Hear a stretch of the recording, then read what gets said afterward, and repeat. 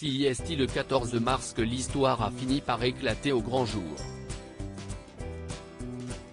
Cette soirée-là, le film Rien à foutre était projeté en avant-première au Cinéma Palace à Bruxelles, en la présence de plusieurs membres de l'équipe du film, dont Arthur Egloff.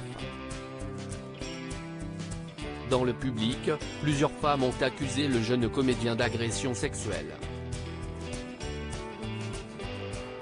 2 mois après cet événement, Arthur Egloff a été placé en garde à vue mercredi 8 juin pour viol par personne en état d'ivresse.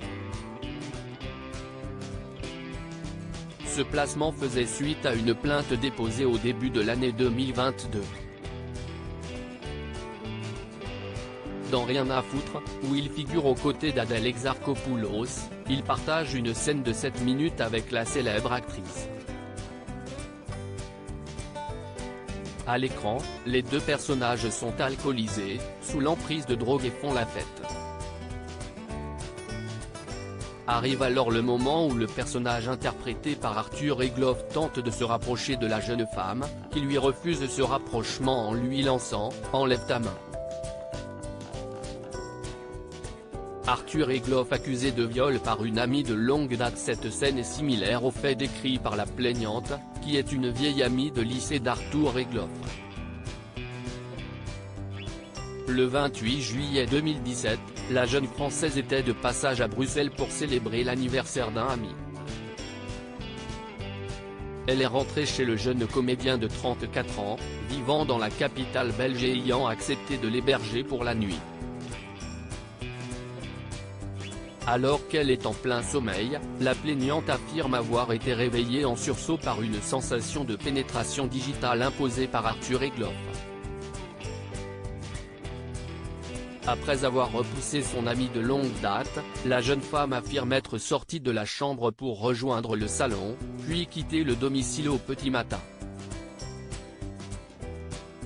C'est un véritable choc pour l'équipe de réalisation du film, qui affirme être très surprise par les accusations à l'encontre d'Arthur Egloff.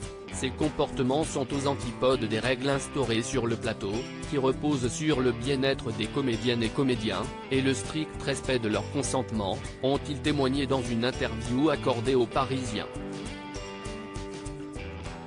Dans ce cadre précis, le comédien cité s'est toujours montré respectueux, ont-ils poursuivi.